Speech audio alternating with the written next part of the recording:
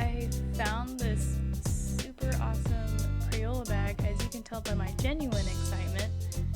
I decided to do the challenge where like you use cheaper markers versus your more fancy markers. So I'm doing Crayola versus Copic markers. Some of these markers are rose art, so I had to pick through them, but most of them are the Crayola ones, and there's actually a lot of really cool colors. I've never had a pack of Crayola markers that didn't have like just the regular primary and secondary colors. From this bag I found like lavender and emerald and like weird names like radioactive blue.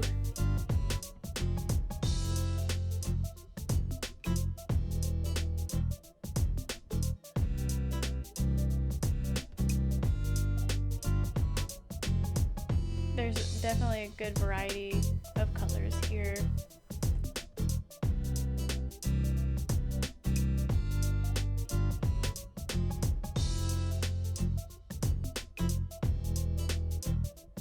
So let's test them. They've been sitting in that bag for probably 10 years, maybe more.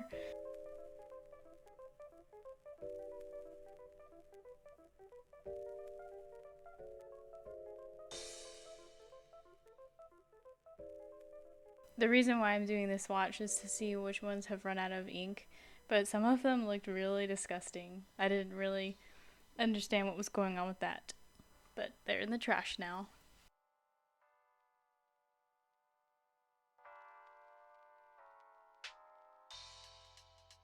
Alright, let's get started on this coloring. I decided to do one of the other coloring pages that I made. It's an art that I redid. I made it traditionally with my markers and colored pencils a few years ago, and I never really like shared it with the public.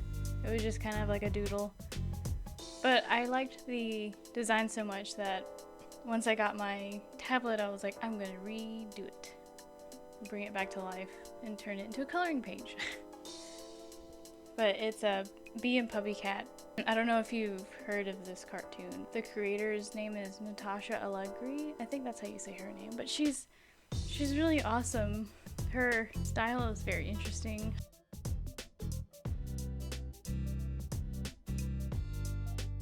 I accidentally discovered this cartoon actually. It was probably like 8 years ago. It was a long time ago, but it was back when the 3DS, the Nintendo 3DS was like brand new, and there was this application on there that would show like short cartoons. I can't remember what it was called, but this one was recommended to me. It was called Bee and Puppycat, and I was like, what the heck is a puppy cat? And I was able to watch the pilot and then the second episode, and I super adored it, but I didn't think to look anywhere else for it. And then a few years later, I go to Dragon Con and see like comic books of Bee and Puppycat, and I was like, oh my god, this is so cute. I actually like the comic books more than the cartoon. The cartoon's really awesome, but I liked reading. I don't know, I guess I just got more emotionally attached with reading it. So I tried my best to use the same technique that I would with Copic markers, but since Crayola markers are water-based, it was a little bit hard blending. So with the eggplants, I used the purple, and then I went back over it again with the purple because I didn't have a darker purple, and then I went back over that with gray to try and make like shading.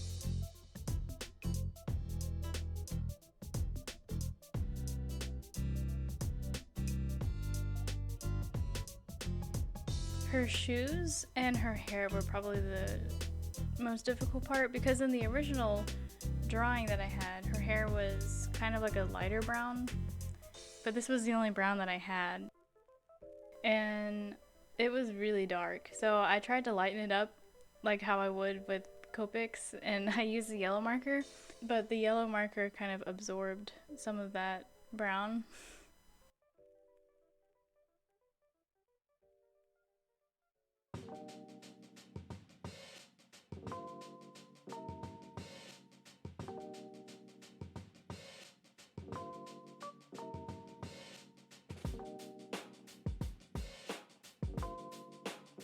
Then I realized that I didn't have any skin tone for her, so I pulled out my fancy schmancy box of Crayola crayons.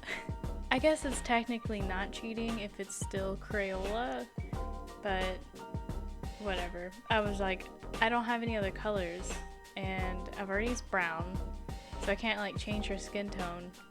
I forgot how waxy crayons can get, and I was using a cardstock, so it was just kind of building up on top of it, on top of each other.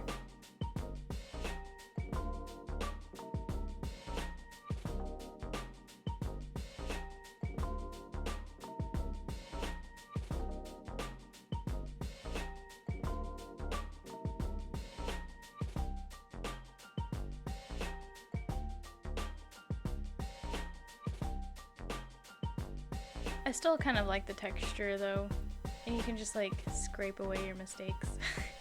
Now, with the original picture I drew, it was an actual dark background with white dots for stars, but I definitely did not have enough ink to fill up the background. So I just did like an inverted sky and made it white, or left it white.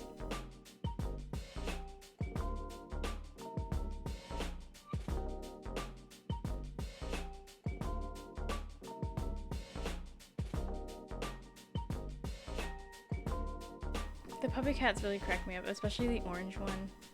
I love his face. He just looks so pissed.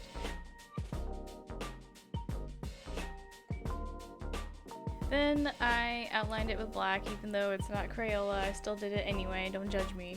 I just wanted B to kind of pop compared to the background. So I outlined her, and then I used my white gel pen, of course, because it would be illegal without it.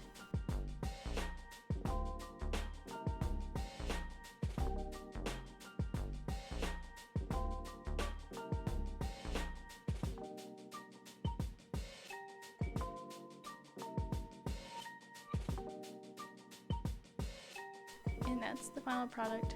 Now, let's recolor it! Don't worry, it's not going to be as long as the Crayola part, but yeah, I just wanted to show how I colored it with my Copics.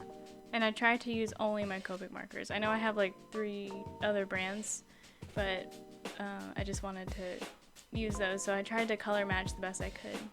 Blending those eggplants was so much easier with the Copics.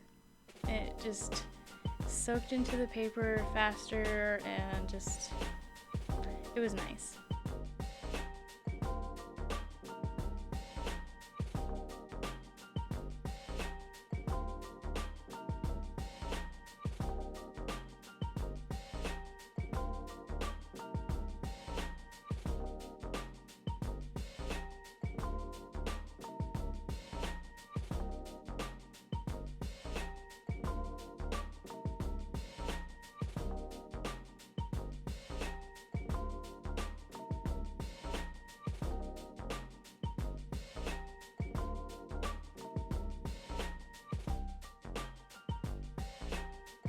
I didn't have a darker pink, and I didn't have a very good color to use for shading for her shorts compared to the Crayola version, so she overall ended up a little bit lighter.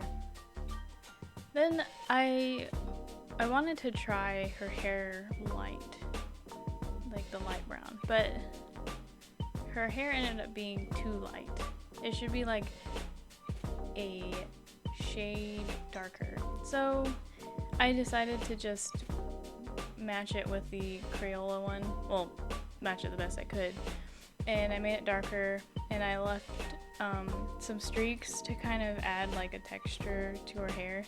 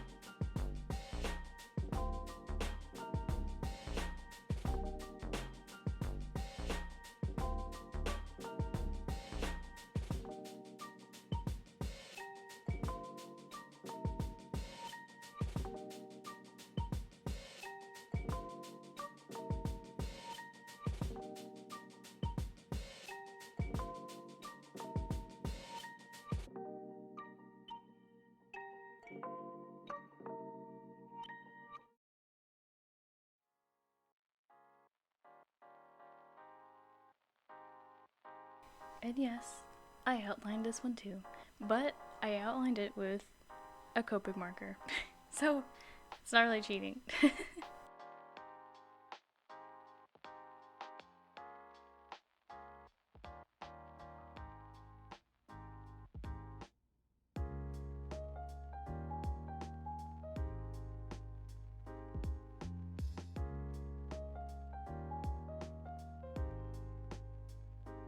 To be honest, I like both of them.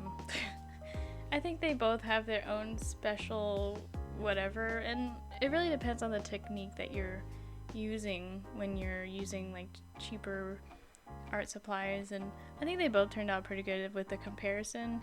Obviously, I'm gonna prefer the Copics because I like blending, and it's harder to blend with water-based markers, but I still think that the Crayola one looks good.